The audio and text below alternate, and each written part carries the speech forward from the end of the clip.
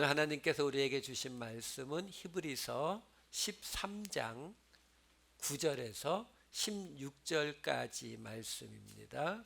찾으신 줄 알고 제가 봉독해 드리도록 하겠습니다.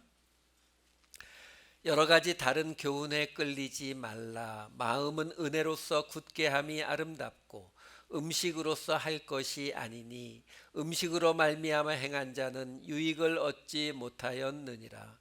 우리에게 제단이 있는데 장막에서 섬기는 자들은 그 제단에서 먹을 고난이 없나니 이는 죄를 위한 짐승의 피는 대제사장이 가지고 성소에 들어가고 그 육체는 영문박에서 불사름이라. 그러므로 예수도 자기 피로써 백성을 거룩하게 하려고 성문 밖에서 고난을 받으셨느니라.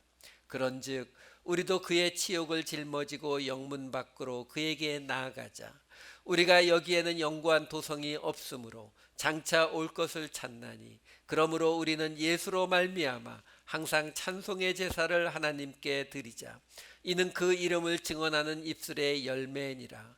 오직 선을 행함과 서로 나누어 주기를 잊지 말라. 하나님은 이 같은 제사를 기뻐하시느니라. 아멘. 마지막 날입니다. 신약 성경 중에 가장 어렵다는 히브리서 지난 21주 동안 잘 따라와 주신 여러분께 그리고 그 길을 인도해 주신 우리 하나님께 감사를 드립니다. 우리 지난주에는 이 12장까지의 이야기를 봤었죠. 믿음의 경주에 대해서 우리에게 이야기하고 있었고, 지난주 이야기는 그래서 그 믿음의 경주를 해서 달려간 그 종착지가 바로 천만 천사가 있는, 그렇죠?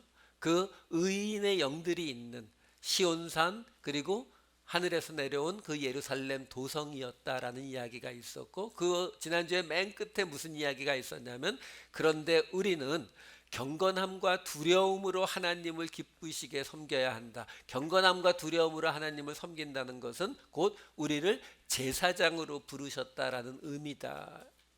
여기까지가 지난주 이야기였어요. 여러분, 지금 금요 예배 때도 그렇고 주일 예배 때도 그렇고 계속 제가 어떤 이야기를 말씀드리고 있느냐면은, 하나님께서 우리를 부르신 것은 우리 개인을 구원하시는 것뿐만이 아니라 우리를 통해서 이 땅에 하나님의 공동체를 세우는 것에 그 하나님의 목적이 있다는 사실, 이것을 아는 것이 굉장히 중요합니다. 이것을 가지고 우리가 성경 말씀을 대하지 않으면 성경 말씀도 이상하게 해석되는 것도 많고요. 사실 지금 교회가 세상에서 욕을 먹는 가장 그 근본적인 원인에는 저는 그동안 너무 교회가 개인 구원에만 집중해서 가르쳐 왔기 때문이다라고 생각을 합니다. 왜?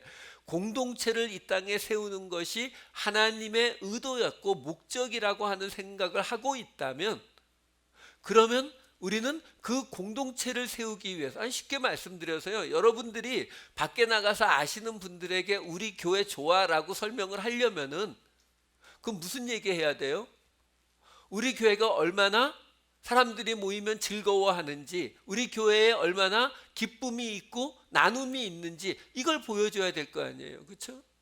같은 이야기거든요. 우리가 우리끼리는 아무 문제 없을 수 있다니까요. 우리끼리는 예를 들어서 이런 우리 제 아내가 이런 예는 들지 말라 그랬는데, 만약에 제가 사고를 쳐가지고 바람이라도 펴가지고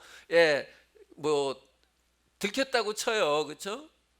근데 여러분들은 저를 너무나 좋아하신 나머지 그래도 목사님 그냥 계속 하세요, 이렇게 하면은 저한테는 굉장히 은혜가 되겠죠, 그렇죠? 근데요, 그럴 때에 우리가 뭘 생각해야 되느냐면, 이 땅에 있는 예수 그리스도의 교회는 하나라는 걸 생각하셔야 돼요. 그럴 때에 여러분들이 아무리 저를 사랑한다 하더라도 저의 죄를 용납함으로써 생겨나는 문제들은 뭐예요? 세상 바깥에 있는 사람들이 그렇지 저 동네, 그게 공동체를 무너뜨린다고요. 우리끼리는 좋으니까, 우리끼리는 친하고 우리끼리는 좋으니까 얼마든지 그러한 죄를 덮어주고 넘어갈 수 있어요. 그걸 사랑이라고 이야기할 수 있다고요. 하지만 공동체적인 시각을 가지게 되면, 그러면 그것이 설사 그 교회에서 아버지의 목회를 아들이 물려받는 것이, 또는 교회가 세상에 잘못된 어떤 것들에 연루되는 것들이 우리가 봐줄 수 있을 것 같지만, 이 전체 공동체라고 하는 의미를 생각하시면 그러면 안 된다라는 거예요. 왜? 예수 그리스도의 그 교회가 무너지게 하는 일이기 때문에 그렇다. 그래서 이 공동체의 시각을 갖는 것이 그토록 중요하다라는 것이고, 그리고 그러한 것은 지금 우리가 요한복음에서부터 계속 이 이야기를 해오고 있잖아요. 왜? 유대인 그리스도인들에게 말하고 있는 책에서 더 뚜렷하게 나타나거든요. 왜? 그 유대인 그리스도인들은, 그 당시에 유대인 그리스도인들은 어떤 사람들이었어요? 바로 구약에서 이미 하나님의 공동체, 이스라엘이라고 하는 나라가 하나님의 공동체로 세워졌던 그것을 경험했고, 그리고 그 공동체가 유지되다가 어떻게 무너지는 것까지를 다 보고 배웠던 사람들이잖아요. 그러니까 그들에게 하는 이야기가 항상 어쩔 수 없이 무슨 이야기가 나오는 거예요? 그 공동체의, 이 예수 공동체 교회라고 하는 것을 항상 생각하라, 이 이야기거든요. 지금 히브리서도 내내 그 이야기를 해왔고, 이제 마지막 오늘 이 13장의 이야기 결론도 결국 그 얘기를 하고 있다라는 거예요. 그래서 제가 이 이야기를 다시 한번 정리해 드리는 겁니다. 자, 그러면 오늘 한번 이야기로 가보자고요. 이 13장 맨 앞부분을 보시면 1절 2절 말씀을 보시면 형제 사랑하기를 계속하래요. 손님 대접하기를 잊지 말래요. 그 손님을 대접하는 것을 하다가 보니까 아브라함이나 롯처럼 천사들을 대접한 사람들도 있었어. 그러니까 형제 사랑 계속하고 손님 대접하는 거 잊지 마, 이렇게 이야기합니다. 그 다음 3절에 넘어가면은 너희도 함께 갇힌 것 같이 갇힌 자를 생각하고 몸을 가졌은 자 학대받는 자를 생각하라. 감옥에 갇힌 사람이 있으면 그 사람에 대해서 깊이 생각해 보라는 거예요. 그리고 학대받는 자가 있으면 너희도 몸뚱아리 갖고 있으니까 그 몸을 학대받는 게 얼마나 힘든 일일지 생각해 보라는 거예요. 뭐 설명이 필요 없잖아요. 그렇죠? 그냥 읽으면 이해가 되시잖아요. 근데요, 여러분, 이런 거 한번 생각해 보세요. 이게 지금 가장 문제가, 제가 항상 성경을 설명해 드릴 때에 가장 큰, 우리에게 있는 가장 큰 문제가 뭐냐면, 이게 우리 문화하고는 거의 정반대로 다른 문화 속에서 벌어진 일들이라고요. 그러다 보니까 우리 이 한국 문화는 어떤 문화냐면은 이런 이야기, 여기에서 동사가 생각하라가 아니고 이것을 행하라 이렇게 차라리 나오면은 그나마 나은데, 이렇게 생각하라 이렇게 나오면 우리는 어떻게 해요? 생각하죠. 생각만 하죠. 그렇죠? 이 우리 조선시대부터 내려온 성리학, 이 추상적인 논리 싸움을 좋아하는, 그것도 장점이 있어요. 나쁘다는 거 아니에요. 근데 거기에 우리가 워낙 익숙하기 때문에 갇힌 자를 생각하래. 아우, 힘들겠다. 그치? 학대받는 자를, 우리도 몸을 가졌으니까 학대받으면 얼마나 고통스러울까 생각해 보라. 아, 힘들겠다. 아, 그러니까 갇힌 자나 학대받는 자 도울 일이 있으면 우리가 꼭 도와야지.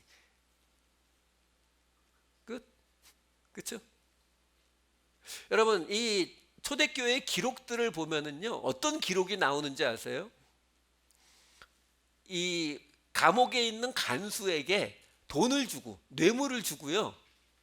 그리고는 그 감옥에 들어가서 그 감옥에 있는 사람들과 함께 밥을 먹고 함께 잠을 잤다고 하는 그런 것들을 초대교회의 성도들이 행했다는 기록이 남아 있어요. 왜요?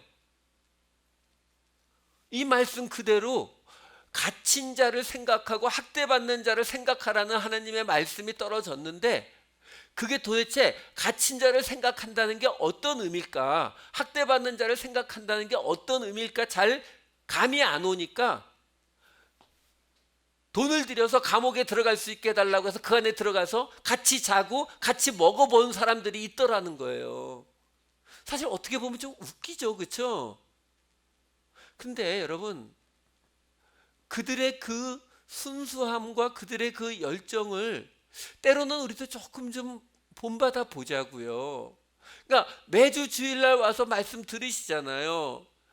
또 어디서 좋은 말씀 있다고 하면 들으시잖아요. 집에서 성경 말씀 보시잖아요. 그러면 가끔은 굉장히 유치해 보이고 좀 말이 안 되는 말들이 보이는 것 같아도 한번 그것을 몸으로 해보시라고요. 지금 갇힌 자를 생각하라는 말 안에는 도대체 하나님이 우리가 뭘 깨닫기를 원했을까?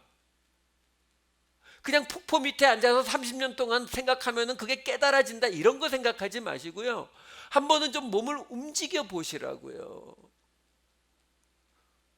운동하셔야 되잖아요. 그렇죠? 제가 이 운동 이야기만 나오면 제 아내 앞에서 항상 고개를 숙으려 버리는데, 운동하면 건강해진다는 거 모르시는 분 아무도 없잖아요. 그렇죠?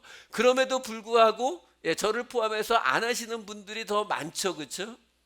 아닌가? 그러니까 그렇잖아요. 그러면 여러분 운동해야 건강해진다는 걸 아는데 그것을 열심히 깊이 아주 영혼 깊숙이 묵상을 하면 건강해지죠?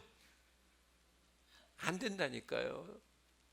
여러분 말씀은 우리의 행위가 따라올 때 그게 우리에게 역사하게 되는 거예요.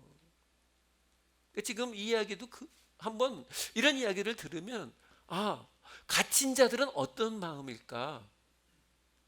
한번 감옥에 선교하시는 분을 찾아가 볼까?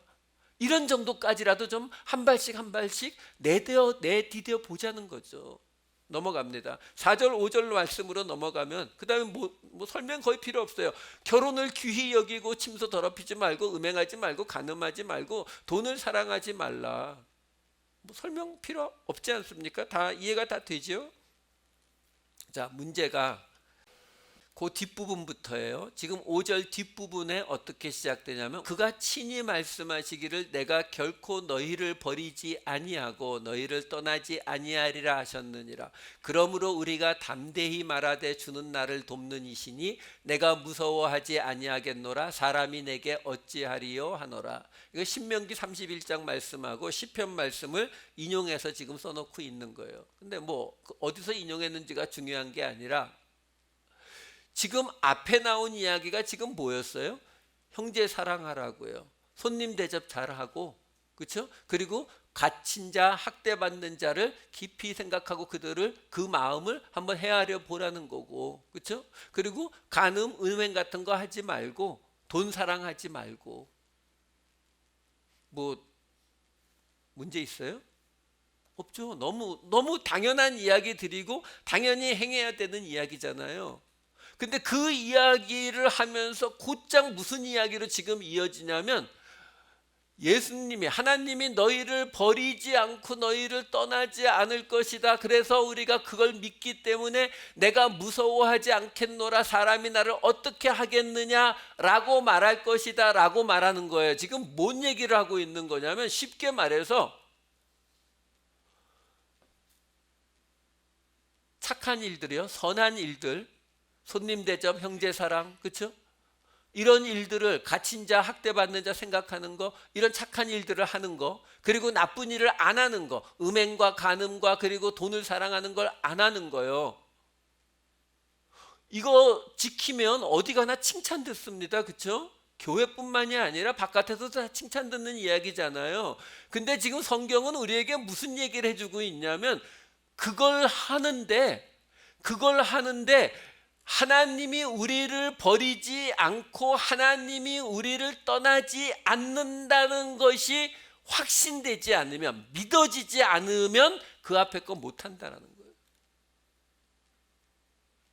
여러분 이게 이제 심각해지는 거예요. 여러분 우리가 그냥 생각할 때에는 아니 내가 지나가다가 홈레스 내 돈으로 돕고 어디 가서 사람들 봉사도 하고 이런 거 하면은 교회에서뿐만이 아니라 세상에서도 다 박수 쳐주거든요. 근데 한번 해보세요. 실제로 한번 해보세요. 실제로 해보시면 생각보다 세상이 박수만 쳐주지 않습니다. 세상이 비난하기 시작해요. 왜요? 여러분들 때문에 세상이 불편해지거든요. 요즘은 뭐 한국이 이제 너무 좋아졌는데 옛날 같은 경우에 제가 학교 선생을 하면서요, 아무리 생각해도 이건 아니다 싶어서 학부모들이 가져오는 그 제 부수입을 포기했어요.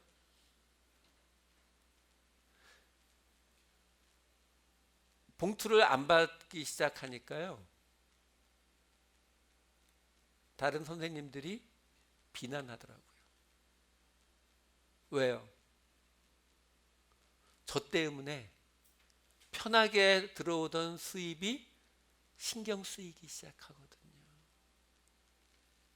여러분, 우리가 지금 여기에 나오는 이런 일들이 우리는 많은 착각을 해요. 이거는 어느 날 내가 마음만 먹으면 내가 좀 여유 생기고 내가 감당할 수만 있으면 할 수 있을 것이다 라고 생각한다고요. 그렇지 않습니다.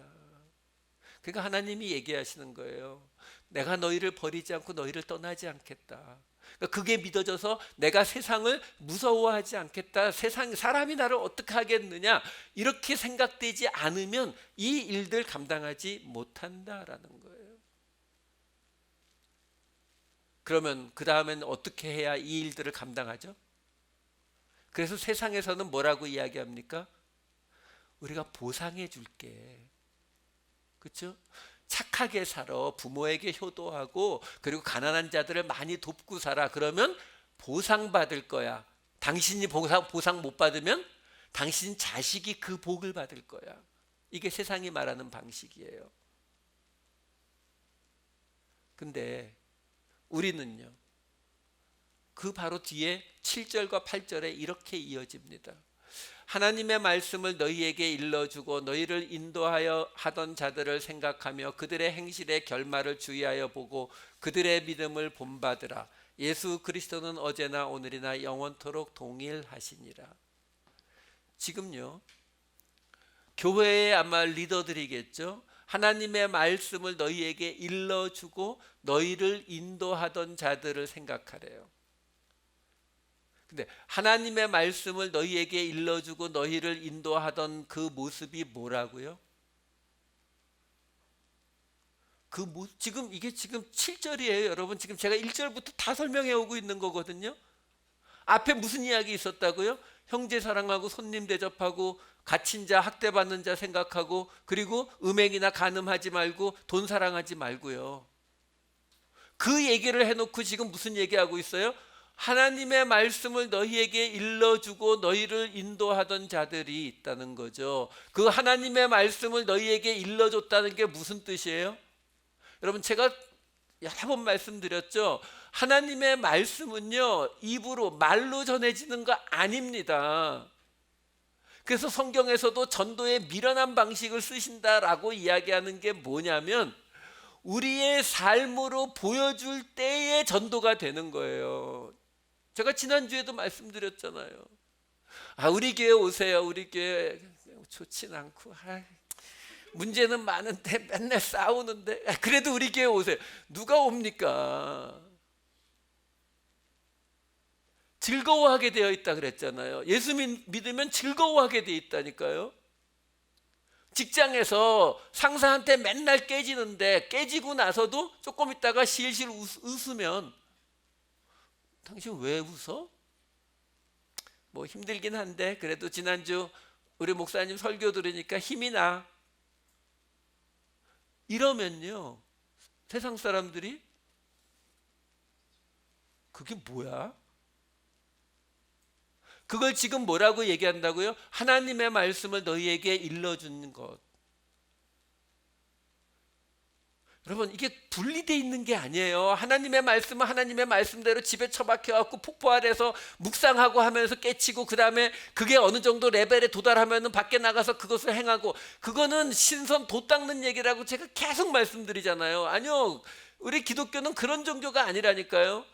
하나님의 말씀을 일러줄 때에 어떻게 일러줘야 된다고요? 바로 해야 되는 것들을, 선한 행위들을 하고 하지 말아야 될 것들을 안 하는 모습으로요.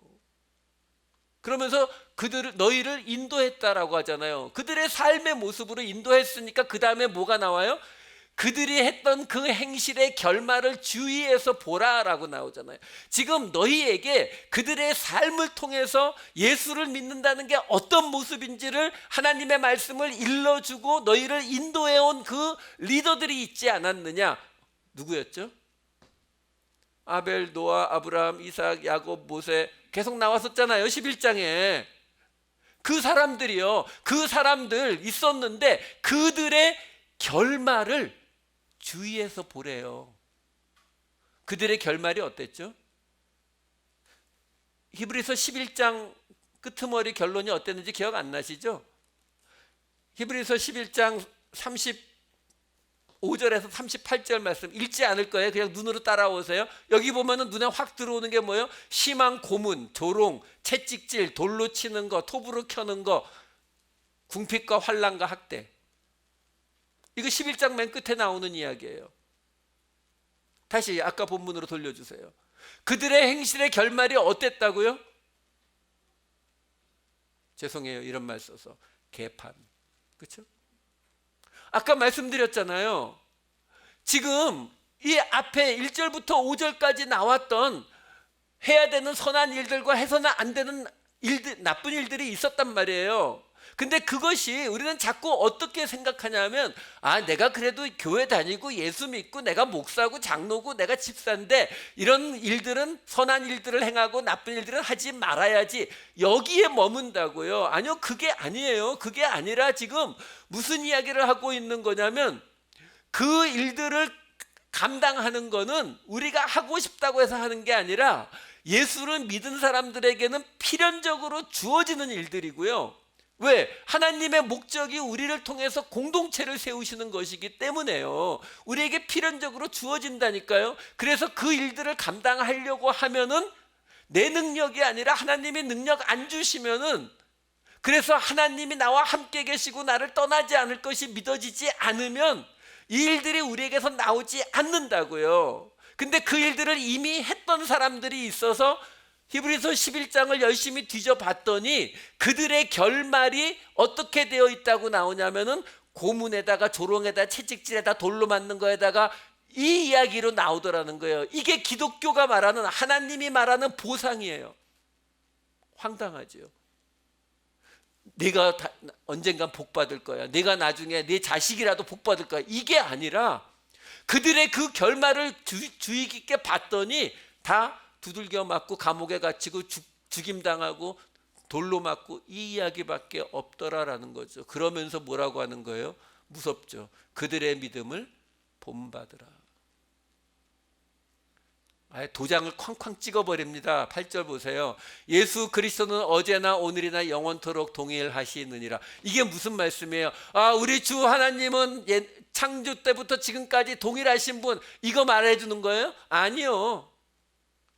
아벨, 노아, 아브라함, 그 시대에는 그랬겠지요. 요즘은 그래도 그 길 좀 피할 수 있지 않을까요? 아니라는 거예요. 예수 그리스도는 어제와 오늘이나 동일하시기 때문에 너희들이 이 길을 가고자 하게 되면은 너희들에게 돌아오는 보상이라고 하는 것은 돌에 맞는 거, 조롱받는 거, 채찍질 맞는 것밖에 없다. 그렇기 때문에 예수 그리스도를 온전히 믿는 그 믿음이, 함께 계시다고 하는 것을 믿는 믿음이 없이는 우리는 이 길을 갈 수 없을 것이다. 그 얘기를 설명해 주고 있는 거예요. 역시 이런 이야기를 하니까 분위기가 쭉 가라앉아요. 그래서 여러분, 그래서 기독교에 신비라는 말이 들어가는 거예요. 상황으로는 우리에게 웃음이 나올 일이 없고 즐거울 일이 하나도 없을 것 같은데 그 속에서 즐거워하는, 사자굴에서 잡아먹히는 그 자리에서 하나님 앞에 기쁨의 찬양을 불렀던 그들에 의해서 로마가 무너진 것처럼 그 일을 주관하신 예수 그리스도는 어제나 오늘이나 동일하신 것을 믿으시기 바랍니다. 그래서 우리가 이 길 갈 수 있는 거예요. 자, 그럼 이제 9절로 넘어갑시다. 그래서 여러 가지 다른 교훈에 끌리지 말라. 사람들이 너무 힘들어하니까, 이런 이야기하면 푹 주저앉으니까 사람들이 위로해주고 싶으니까, 아니야, 그래도 당신한테는 아마 그 정도까지는 아닐 거고 조금 약하게 갈 거야. 당신 자식은 하나님께서 다 돌보아 주실 거야. 이런 식의 이야기들에 끌리지 말라는 거예요. 마음은 은혜로서 굳게 하며 아름답고 음식으로서 하는 것이 아니다. 음식으로 말미암아서 행한 자는 유익을 얻지 못한다. 자, 조금 어려운데요. 무슨 이야기냐면, 여기에서 지금 마음을 굳게 하는 것은 은혜다라고 말하는데, 그 반대는 음식으로 하는 것은 아니다라고 말하고 있거든요. 그럼 음식, 여기서 음식으로 나온 게 뭐냐? 그냥 이렇게 생각하면 아주 쉽기는 해요. 뭐냐면 이 여기서 나오는 음식의 개념은 유대인들이 그들의 율법을 지키기 위해서 레위기에 나오는 그 모든 율법을 지키면서 음식을 먹는 것, 그래서 여기에 나오는 음식이라고 하는 것은 구약의 율법을 상징하는 것이고, 그래서 이 구절은 아주 쉽게 말씀드리면, 우리의 마음을 굳게 해서 이 길을 감당해내고 믿음의 경주를 달려가야 되는데, 우리의 마음을 굳게 하는 것은 그런 율법을 지켜서 음식을 먹는 이런 것으로 마음이 굳어지는 것이, 굳게 되는 것이 아니라 예수 그리스도의 은혜로만 굳게 되는 것이다. 이렇게 해석하면 아주 쉽거든요. 자, 근데 한 가지 조금 찝찝한 부분이 뭐냐면, 여기서 차라리 사도 바울처럼 그냥 은혜로서 굳게 함이 아름답고 율법이나 행위로서 할 것이 아니니, 이렇게 말해버리면 아주 클리어해요. 금방 드렸던 설명이 그대로 적용이 됩니다. 근데 음식이라고 말을 해버리니까 조금 이상한 게 뭐냐면, 유대인들이 다른 건 몰라도 음식을 레위기의 말씀에 맞춰서 먹는 건 다 지켰거든요. 그렇잖아요. 그러니까 문제는 율법이라고 하는 것을 온전히 지키지 못하기 때문에 온전한 새로운 율법, 복음이 떨어진 건데, 여기에서 음식이라는 이야기로 가버리게 되면은 이게 조금 저같이 까탈스러운 사람에게나 조금 근데 여러분, 여기서 한 가지 이 유대인들의 문화를 우리가 또 하나 아셔야 되는 게 뭐냐면, 유대인들은 그 하나님을 믿는 나라라기보다는 종교 공동체로 살아온 사람들이잖아요. 그러다 보니까 이 사람들이 먹는 음식이라고 하는 것도 항상 종교적인 것과 연관되지 않는 것이 없어요. 그러니까 음식을 먹는 것이 우리가 그냥 밥을 먹는다의 개념보다는 하나님 앞에 행하는 어떤 종교의 행위 같은 그런 느낌을 이 사람들은 훨씬 더 많이 가지고 있습니다. 그렇기 때문에 음식으로서 한다는 것이 아니다, 이 말에 어떤 근거가 있냐면요, 제가 이런 말씀을 하나 읽어드릴게요. 시편 104편 15절 말씀에 이런 구절이 있어요. 사람의 마음을 기쁘게 하는 포도주와 사람의 얼굴을 윤택하게 하는 기름과 사람의 마음을 힘있게 하는 양식을 주셨도다. 여러분, 우리는 이런 구절을 읽으면요, 아, 이거는 포도주나 뭐 기름과 그 다음에 양식, 사람들이 이 포도주를 마시고 즐거워하고, 그 다음에 얼굴을 기름기를 많이 먹으면 얼굴이 반들반들 예뻐지고, 그 다음에 사람의 마음을 힘있게 하는 양식, 음식을 많이 먹고 건강하게 되면 마음에 이렇게 좀 힘이 난다, 뭐 이런 식의 그냥 추상적인 의미일 것이다라고 우리는 받아들이거든요. 근데 유대인들은 안 그랬다니까요. 왜? 이런 말씀들이 있었기 때문에 이 사람들은 쉽게 말해서 말 그대로 포도주라고 하는 것을 마시면 사람이 기쁘게 된다. 기름을 먹으면 윤택하게 될 것이고, 음식을 먹으면 사람의 마음이 힘있게 굳건하게 된다라고 믿었어요. 왜? 이 사람들은 모든 것이 그 성경이 기준이 됐던 사람들이기 때문에 실제로 음식을 먹으면 이 말씀대로 자기의 마음이 힘있게 된다, 굳건하게 된다라고 믿었다고요. 그랬기 때문에 여러분, 신약에 나오는 몇 구절들을 제가 읽어드리는데 이걸 그냥 우리식으로 해석하면 안 돼요. 예를 들어서 사도행전 2장 46절 말씀 보시게 되면, 날마다 마음을 같이하여 성전에 모이기를 힘쓰고 집에서 떡을 떼며 기쁨과 순전한 마음으로 음식을 먹고, 이거를 그냥 우리가 집에서 모일 때에 아예 사람들 오니까 음식 같이 준비해 가지고 예배 드리고 음식 나눠 먹고 교제, 이걸로 끝나는 이야기가 아니라, 이게 지금 사도행전에 지금 오순절 날에 성령이 임한 다음에 주어지는 말씀이라고요. 무슨 말이냐면은 그들이 음식을 먹고라고 하는 거에는 어떤 이 뉘앙스가 들어가 있는 거냐면, 그들이 마음이 강해지고 굳건해지고 있다, 이걸 표현해 주고 있는 거예요. 그래서 사도 바울이 이런 이야기를 했죠. 로마서 14장 17절, 하나님의 나라는 먹는 것과 마시는 것이 아니요. 이게 무슨 말인데요? 우리가 먹고 마시는 거하고 하나님 나라 관계없다? 우리는 본래 관계가 없죠, 우리한테는. 근데 유대인들은 그 관계가 있었거든요. 있었기 때문에 사도 바울이 이런 이야기를 하는 거예요.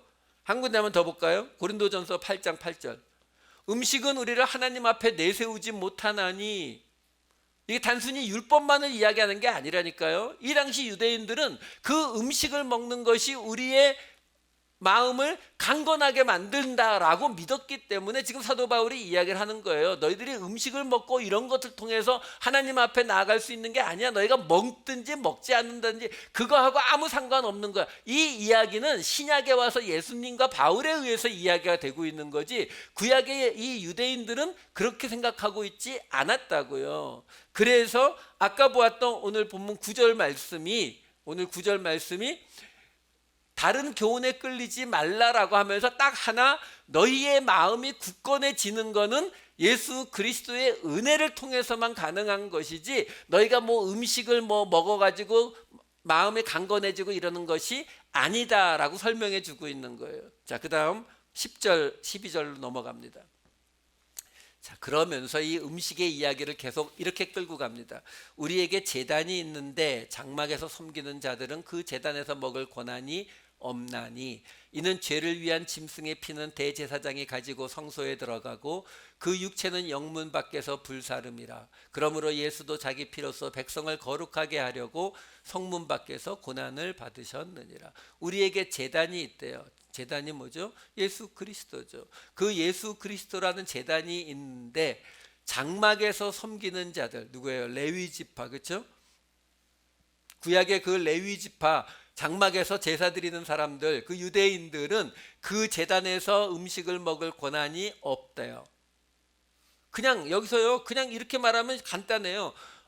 그 장막에서 섬기는 레위인들, 유대인들은 제단에서 음식을 먹을 수 없어, 이렇게 말해버리면 간단해요. 너희는 이쪽에 속한 사람이 아니야.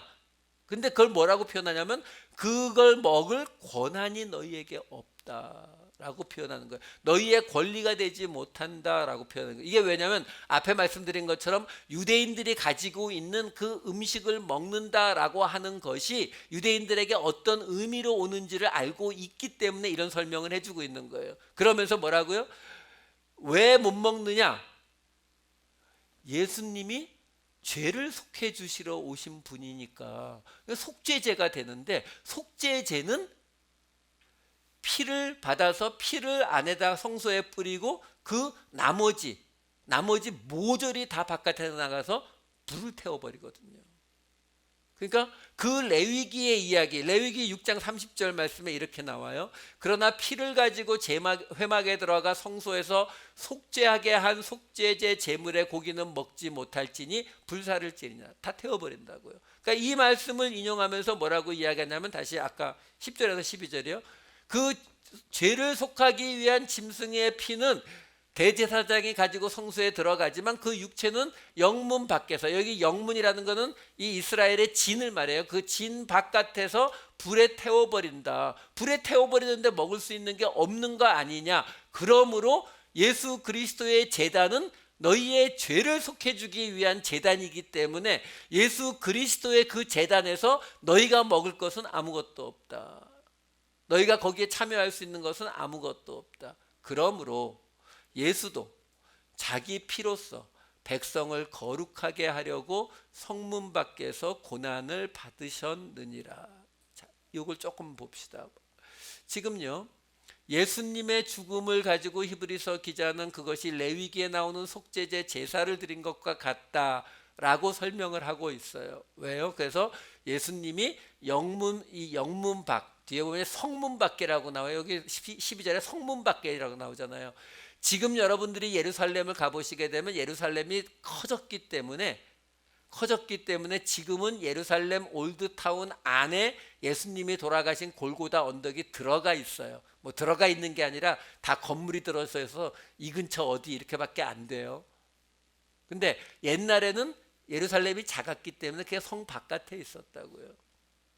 그러니까 예수님이 성 밖에서 십자가에 못 박히신 것을 가지고 히브리서 기자는 그것이 영문 밖에서 그 육체가 불태워지는, 근데 피를 안에서 뿌린 그것과 지금 비교해서 이야기를 해준 거거든요. 그러면서 나오는 결론이, 그래서 예수님은 자기 피로써 백성을 구원하셨다. 이렇게 하면은 제가 더 이상 설명할 게 없어요.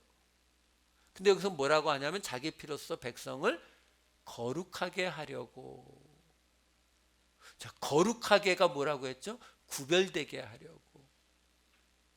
결국 예수 그리스도의 그 보혈의 속죄를 믿는 자들이 세상에서 구별되게 하려고 예수님이 그 십자가를 지셨다라고 지금 말하고 있다라는 거죠. 어떻게 구별되죠? 이 말은요, 지금 예수를 믿는 우리가 세상에서 구별돼야 된다라는 것을 말해주고 있는 거예요. 왜? 그 다음에 이어지는 13절 말씀이 이렇게 이어지거든요. 그런즉 우리도 그의 치욕을 짊어지고 영문 밖으로 그에게 나아가자라고 말하고 있거든요. 그러니까 우리도 지금 그 예수님이 죽으신 그 십자가의 자리로 나아가야 되는데, 근데 그 예수님이 죽으신 이유는 우리를 세상과 구별하려고요. 그러면 뭐가 구별될까요? 식사하실 때 기도하시는 거? 주일날 성경책 옆에 끼고 경건한 얼굴로 가시는 거? 아니죠. 지금요, 여러분, 이 예수님이 죽으신 곳이 성문 바깥이에요. 그리고 구약에서는 그 속죄제 짐승을 태우는 곳이 진 바깥에서 태웁니다. 근데 그 바깥은 어떤 곳이에요? 쓰레기를 버리고, 레위기에 보시게 되면은 문둥병 걸리고 부정한 자들은 다 진 밖, 영문 바깥으로 쫓겨나갑니다. 그러니까 거기는 더럽고 죄가 많고 부정하고 그런 곳이에요. 안전하지 않고. 근데요, 참 놀라운 게 뭐냐면 출애굽기 33장 7절 말씀 읽어드릴게요. 모세가 항상 장막을 취하여 진 밖에 쳐서 진과 멀리 떠나게 하고 회막이라 이름하니 여호와를 앙모하는 자는 다 진 바깥 회막으로 나아가며. 분명히 지금 여기서 진, 영문이라고 하고 있는 그 안, 예수님은 성 밖에서 돌아가셨는데 그 성 바깥이 아닌 성 안은 뭐가 있어요? 거기 하나님의 솔로몬 성전이 있고요. 거기 하나님을 믿는 사람들이 있고요. 근데 본래 하나님은 어디 계시다고요? 진 바깥에요. 진 바깥에 계시던 하나님이 성막이 완성되면서 진 안으로 들어오시는 것, 함께 하시는 하나님 임마누엘 예수 그리스도, 이거라고 말씀드렸잖아요. 근데 본래 하나님이 어디 계시다고요? 진 바깥이요.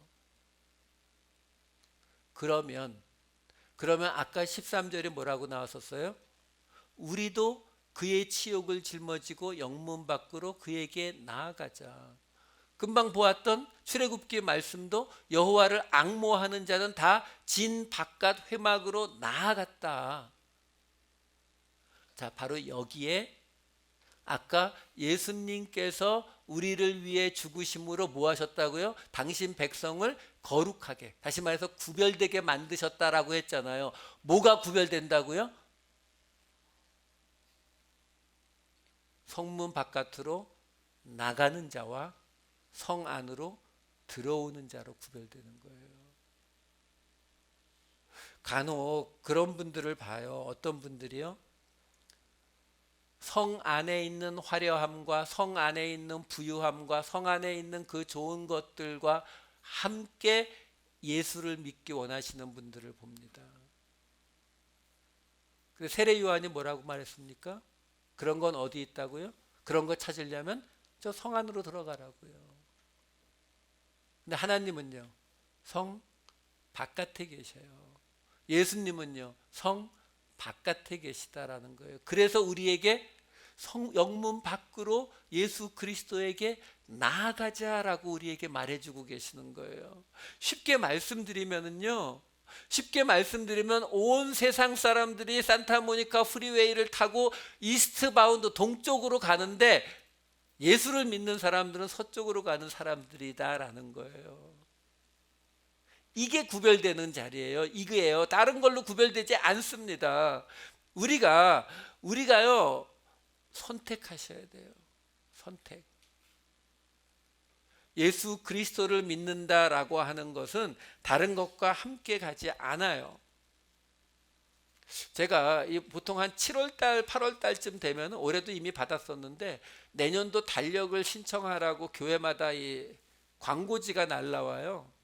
거기에 이렇게 달력 그 샘플들 사진들이 들어가 있어요. 거기 보면은 그 중에 제 눈을 끌었던 사진 하나가 뭐냐면 그 한국 배경으로 그림을 그린 거예요. 그림이 참 이뻐요. 이렇게 해서 예수님도 한복 입고 있고 제자들도 사람들 다 한복 입고 있는, 그러니까 우리나라 조선시대에 예수님이 오신 모습을 그려놓은 거예요. 그림도 잘 이쁘고 좋아요. 한 가지 저같이 까탈스러운 사람한테 눈에 걸리는 게 뭐냐면 거기서 예수님이 갓을 쓰고 도포를 입고 있어요. 아니 뭐 다 조선시대로 그려놓은 거니까 그렇게 하는 게 맞을 것 같지만 예수님은 양반으로 오신 분이 아닙니다. 저는 뭐 그 화가를 비난하고 싶은 마음 하나도 없어요. 그분은 나름대로 예수님을 높이고 예수님이 얼마나 높임을 받으셔야 되는 분인지를 표현하고 싶으니까. 그러니까 그렇잖아요. 예수님이 뭐 맨발에다가 한복 한 반쯤 이쪽은 걷어 올리고 뭐 이렇게 배 나온 거 반쯤 보이고 뭐 이런 거 그려놓긴 좀 그렇잖아요. 그렇죠? 저 충분히 이해는 하는데 분명한 거는 예수님은 양반으로 오신 분은 아니에요. 다시 말해서 이 세상이 말하는 화려함과 부유함과 명예와 이 모든 것은 성 안에 있어요. 그리고 오늘 이 히브리서 기자는 그동안 이야기해오던 이 모든 이야기의 끝에서 우리에게 무슨 이야기를 해주고 있냐면 바로 그 성문 밖으로 나아가자. 그럴 때 우리가 세상과 구별될 수 있을 것이다. 그래서 어려운 거예요, 여러분. 그냥 착한 일을 행하라고 하는 거야. 뭐 웬만하면 해보겠죠. 근데 그게 아니라 무슨 얘기를 하고 있는 거예요? Nothing but God. 다른 거 아무것도 없고 하나님만 계시다면, 다른 거 아무것도 없고 예수님만 계시다면 그래도 그 선택 하겠느냐, 우리에게 묻고 있는 거예요. 저는 그럴 것 같아요. 나중에 예수님 다시 오실 심판 때에 뭐 예수님이 뭐 이렇게 테이블에다가 책 쫙 펼쳐놓고서 주민등록번호 너는 이쪽, 너는 이쪽 이러지 않으실 것 같아요. 그냥 기분에. 제 생각에는 이럴 것 같아요. 어떻게 해요? 그 마지막 날 심판의 그 자리에 딱 가게 되면 이쪽에는 화려한 문과 그 안에 콘서트도 열리고 영화도 상영하고, 이쪽은 어두컴컴하고 냄새도 나고 그냥 그렇게 돼 있을 것 같아요. 그럼 사람들이 그냥 알아서 찾아갈 것 같아요. 마지막 15절 16절 하고 마치도록 하겠습니다. 15절 16절에 이렇게 결론이 지어집니다. 그러므로 14절 우리가 여기에는 영구한 도성이 없으므로 장차 올 것을 찾나니, 이게 그 얘기예요. 무슨 말이냐면은 우리가 성문 바깥에 있는 건 맞는데 어떤 분들은 그 성문 바깥에서 예수 그리스도를 믿음으로, 하나님을 믿음으로 어떻게 하면 성문 안으로 들어갈 수 있을까를 찾아요. 그랬던 사람이 있죠. 누구요? 부자 청년이요. 그렇죠? 아니요. 하나님은, 예수님은 우리를 성문 바깥으로 인도하시는 분이에요. 그럼 우리는 이 성문 안은 그냥 바라보사도 안 되는 건가요? 아니요. 그래서 나오는 이야기예요. 그 성문 안이 지금 화려해 보이고 좋아 보이지만 이 땅에는 우리가 찾아다닐 그 영원한 도성이 없어. 그래서 우리는 장차 올 그 성 안에 들어가기 위해서 지금 이 영문 바깥에 이 골고다 십자가의 자리에 나아갈 거야. 그러면서 15절 16절에 이렇게 나오죠. 그러므로 우리는 예수로 말미암아 항상 찬송의 제사를 하나님께 드리자. 이는 그 이름을 증언하는 입술의 열매니라. 오직 선을 행함과 서로 나누어 주기를 잊지 말라. 하나님은 이 같은 제사를 기뻐하시느니라. 잘 보세요. 예수로 말미암아서 항상 찬송의 제사를 하나님께 드리자. 여기 찬송이라고 번역이 되어 있는 이 헬라어가 아이네시스인데요. 이 아이네시스는 어떤 뜻을 가진 단어냐면은 말로써 누군가를 이렇게 높여주는 걸 뜻하는 단어예요. 그러니까 이 단어는 성경책에 보면 다 찬송 아니면 찬양으로 번역이 되어 있어요. 맞아요. 그 번역이 틀렸다는 게 아니에요. 단지 여러분, 우리가 찬송 또는 찬양이라고 하면 우리는 어떤 선입관이 딱 들어오냐면 이건 노래 이렇게 생각한다고요. 그러니까 여기 나오는 하나님 앞에 예수로 말미암아 항상 찬송의 제사를 드리자 그러면은 우리 머릿속에 들어오는 거는 찬양 예배, 하나님을 찬양을 많이 하는 예배가 이 찬송의 제사가 아닐까. 그거 아니란 말이에요. 그걸 설명해 드리는 거예요. 무슨 말이냐면은 찬송의 제사예요. 찬송, 아이네시스라는 단어는 그 이름을 높이는다는 뜻이란 말이에요. 그러니까 찬송의 제사를 어떤 버전에는 찬미의 제사라고 나와 있는데 찬송의 제사를 하나님께 드린다라는 말은 무슨 말이냐면은 하나님의 이름을 높이는 제사를 드린다라는 뜻이에요. 그럼 어떻게 하는 게 하나님의 이름을 높이는 제사가 되느냐? 그 16절 맨 끝에 대조되는 걸로 뭐가 나와 있어요? 하나님은 이 같은 제사를 기뻐하시느니라. 하나님이 그런 제사를 기뻐한대요. 근데 그 기뻐하시는 제사가 뭐라고요? 바로 앞에 있죠. 선을 행함과 서로 나누어 주는 사람들, 그걸 뭐라고 한다고요? 그걸 제사라고 부르고 그걸 기뻐하신다라고 하잖아요. 근데 그 앞에 보면은 그것을 하나님께서 뭐라고 하냐면 이는 그 이름을 증언하는 입술의 열매니라 이렇게 나온다고요. 입술의 열매요. 입술의 열매가 뭐예요? 입술의 열매. 이사야서 57장 19절. 입술의 열매를 창조하는 자 여호와가 말하노라. 입술의 열매가 뭔지 모르겠는데 하나님께서 창조해 내시는 거예요. 자, 그 다음에 호세아 14장 2절. 너는 말씀을 가지고 여호와께로 돌아와서 아뢰기를 모든 불의를 제거하시고 선한 바를 받으소서. 우리가 숫송아지를 대신하여 입술의 열매를 주께 드리리이다. 자, 입술의 열매가 뭔지 모르겠지만 분명한 거는 하나님 앞에 송아지 대신 드려지는 거란 말이에요. 그러면 그 입술의 열매, 다시 오늘 15절 16절 본문을 보게 되면은 그 입술의 열매를 드리는 것이 하나님의 이름을 높여드리는 찬송의 제사를 드리는 것이고, 그 찬송의 제사를 드리는 그 제사를 하나님이 기뻐하시는데 그 제사가 뭐라고요? 선을 행함과 서로 나누어 주는 거예요. 그러니까 맨 앞에 나왔던 얘기가 같은 얘기예요. 형제 사랑, 그리고 또 뭐였죠? 손님 대접, 그 다음에 갇힌 자, 학대받는 자 생각하고 이 이야기하고 있는 거예요. 그게 뭐라고요? 하나님이 기뻐하시는 제사고 그것이 하나님의 이름을 높여드리는 제사고 그것이 하나님의 말씀을 통해 우리의 입술이 맺어내는 열매란 말이에요. 우리의 삶의 모습으로요. 쉽게 말씀드릴게요. 요즘 인터넷 들어가서 제가 인터넷에 기독교에 관련된 거는 읽기가 싫어요. 100개 중에 99개는 욕이에요. 옛날에는 그래도 하나님이나 예수님은 별로 욕 안 했는데 요즘 심한 사람들은 하나님, 예수님도 막 욕해요. 왜요? 그냥 그 사람들은 악마고 사탄이고 예수 안 믿어서요? 옛날에는 안 그랬어요. 근데 왜 지금은 왜 욕해요? 우리에게서 이 제사가 안 보이니까요. 이 사람들도 다 알아요. 성경이 뭘 가르치는지 안다고요. 기본적인 거예요. 너희 예수가 와서 사랑하라고 했다며, 너희 예수가 와서 용서하고 가난한 자, 갇힌 자, 학대받는 자 도우라고 했다며. 근데 너희는 정반대네. 사랑 안 하고 싸우기만 하고 서로 비난하고, 그리고 도리어 갇힌 자 이런 사람들을 핍박하고 어렵게 하고 있잖아. 그러니까 세상이 욕하는 거죠. 우리가 이 일을 감당하면 어떻게 된다고요? 세상이, 야, 역시 하나님 다르네, 예수님 짱이네. 이게 뭐라고요? 찬송의 제사요. 말씀을 마치도록 하겠습니다. 하나님이 기뻐하시고 하나님의 이름을 높여드리는 찬양의 제사는 곧 우리의 삶으로 드리는 제사를 이야기합니다.